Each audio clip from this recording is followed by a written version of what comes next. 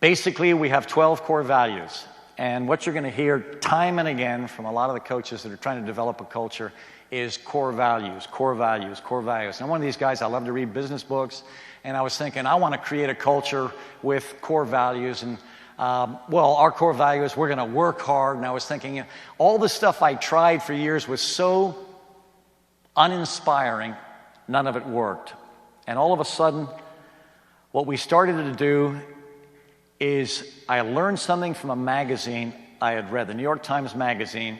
I had read this article by this Columbia graduate student that was studying Russian for a PhD at Columbia. And who had they hired just before she got there? They had hired a guy by the name of Joseph Brodsky. Brodsky was a Russian exile poet, and now he was responsible for the PhDs at Columbia. He comes in, gathers all of his PhD candidates together and says, okay, if you guys want your PhDs, I want you to memorize reams of Russian poetry and Russian literature. And of course, this is America. You do this memorization stuff when you're an elementary school kid. You know, we're not going to do this. We're PhD candidates. So they all got together, rebelled, walked into Brodsky's office. Professor, I'm sorry, sir, but this is not the way it works here. And they said, well, okay, none of you guys get your PhDs. And so, well, they decided, well, we're going to memorize this. They went back and started memorizing this. And here's what's interesting. All of a sudden, this became a part of their cerebral fabric.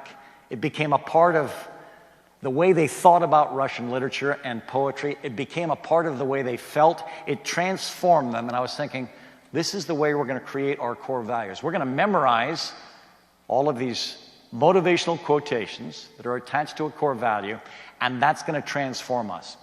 And we experimented with this, and it worked. One of the most critical things that we want to do in our culture is to make sure that we're not whining. So we attach this basically motivational quote to "We will not whine." It's something we stole from George Bernard Shaw. Be a force of fortune instead of a feverish, selfish little clod of ailments complaining that the world will not devote itself to making you happy. We think that's a wonderful statement about not whining. Every single core value we have has a motivational quote attached. Twice a year, the girls get together, they evaluate each other against these core values, and then basically we're trying to finish above a 3-0. 4 is, I'm an exceptional example of this core value. 3 is, I live this core value most of the time.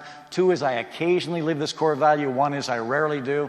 And we want the girls to get feedback on this, and frankly, this stuff has transformed our culture.